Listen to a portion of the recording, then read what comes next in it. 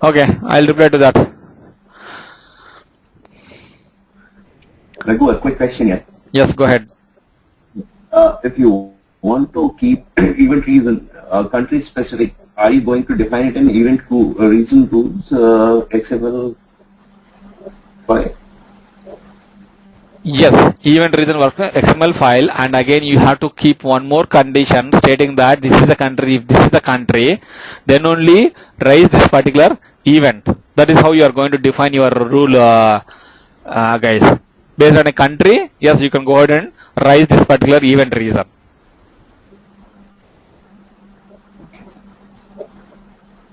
Thanks. Can we also restrict events for country? Like, I know events is standard. Yeah. But if you don't want, if some country doesn't want all of them to be shown. No, we don't have any control over there, Smita. Oh, okay. Yeah, at that level we don't have any control. Oh, okay. Okay, got it. Yeah, okay. And basically, like, what you are going to do is like, yeah. Yeah, one generic question, Raghu. I mean, right from the beginning of the modules, right, we are seeing that we are doing the security roles creation and everything designing, and we are doing the upload of any data that, if at all, that requires. Yeah. And also, we are doing the workflow kind of thing. So, is that the real expectation from an SF consultant? Like, they have to do everything like this?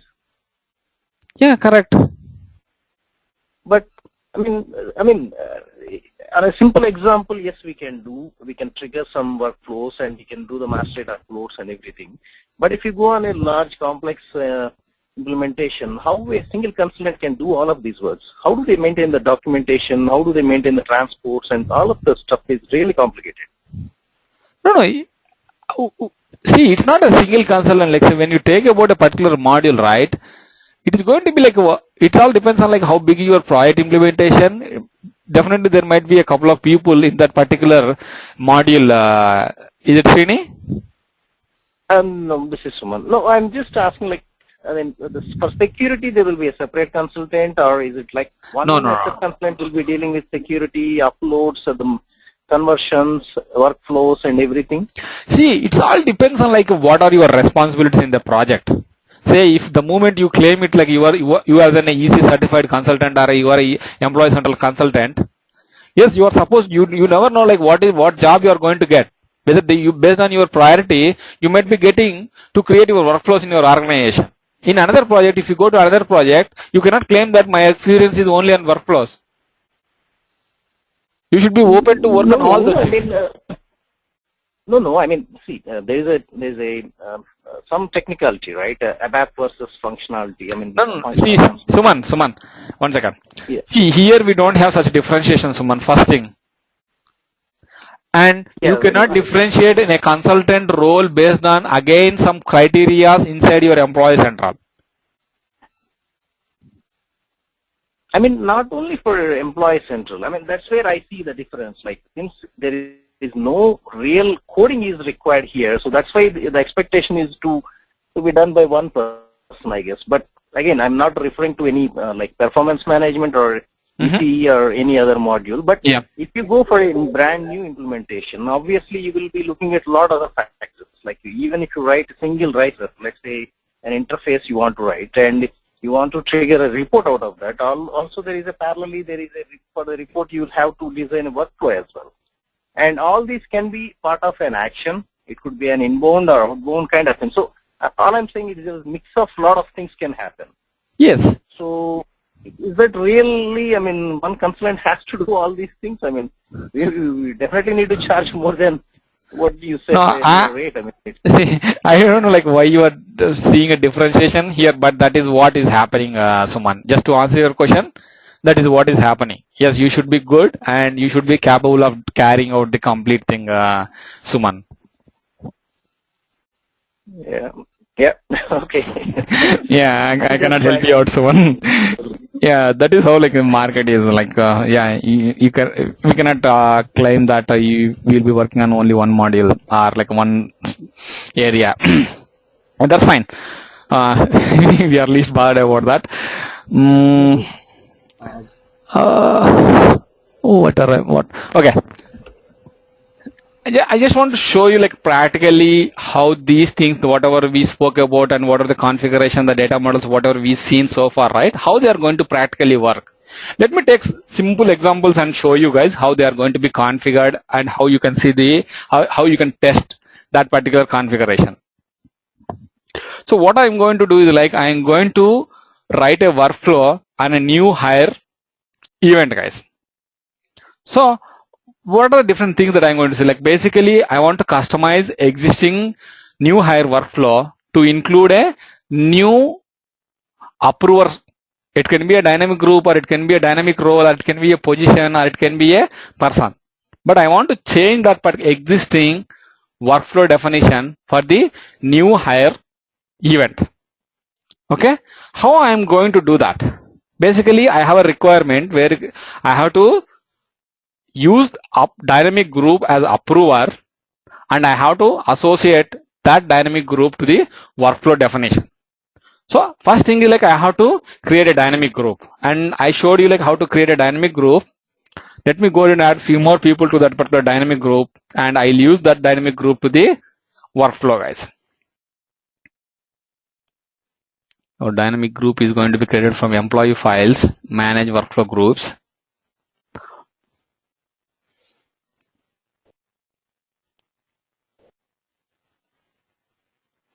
Let me use the same thing, guys, but let me change this criteria to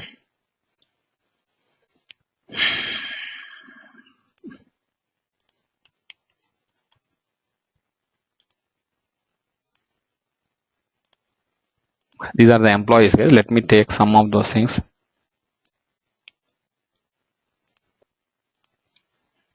Because I have to go to their pending items and I have to approve that, guys. That is the reason I'm taking a couple of them here.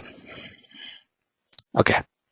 This is my dynamic group, guys. I'm going to use now, and I'm going to the workflow, manage organization, pay and job structures, and go to your workflow.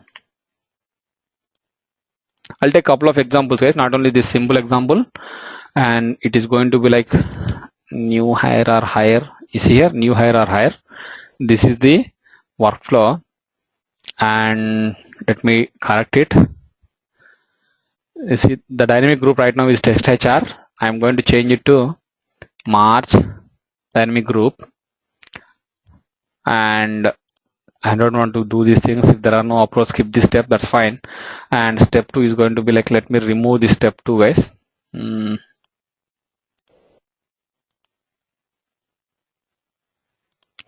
Okay, there is only one step. Let me give dynamic the contributor as test HR. I don't know like who are all there, and this CC role is going to be like, say, let me use external email ID.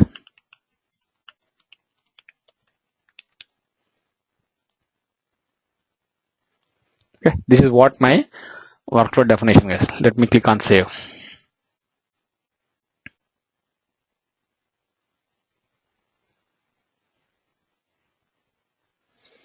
And let me go ahead and test these simple changes. I'm going to the admin tools, and there should be like add new employee, guys.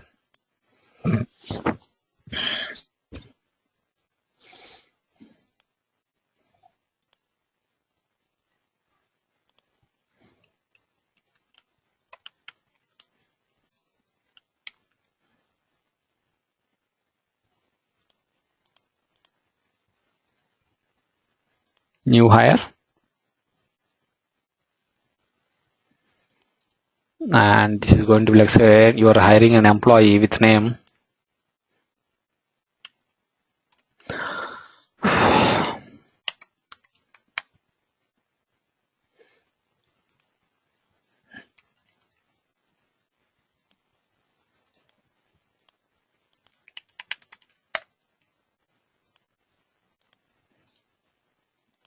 And click on 1 second, guys.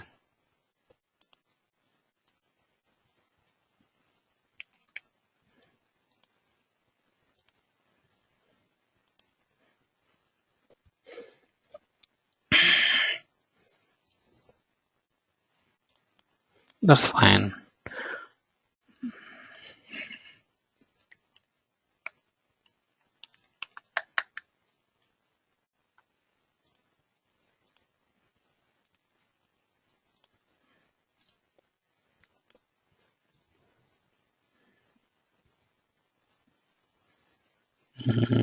These are all fine. What are there any mandatory fields?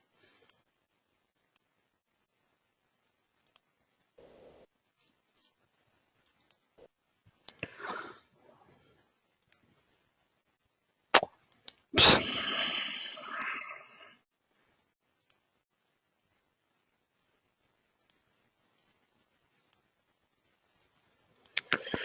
Shit.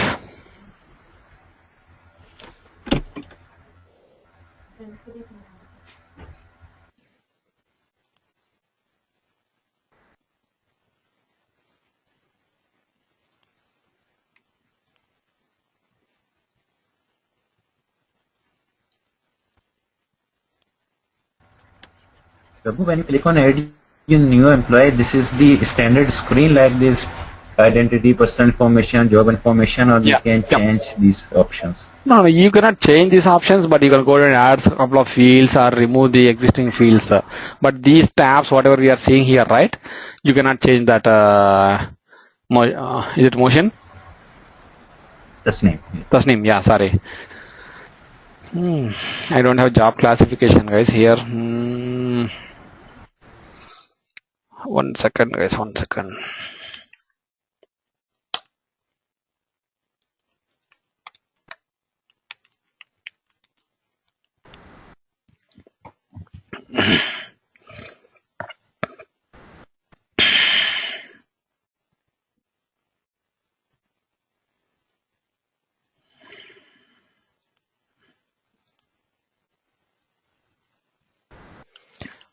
Let me quickly create a job classification, guys.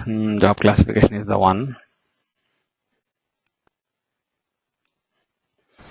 Job code, let's say.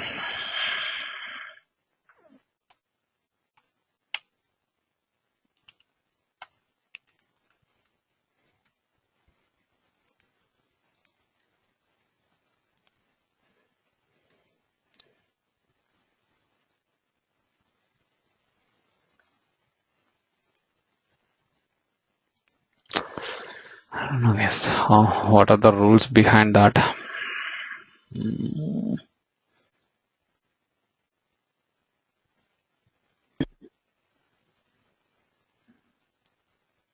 Think you've not really associated with Pardon? you haven't associated with the business unit and with the job classification you did.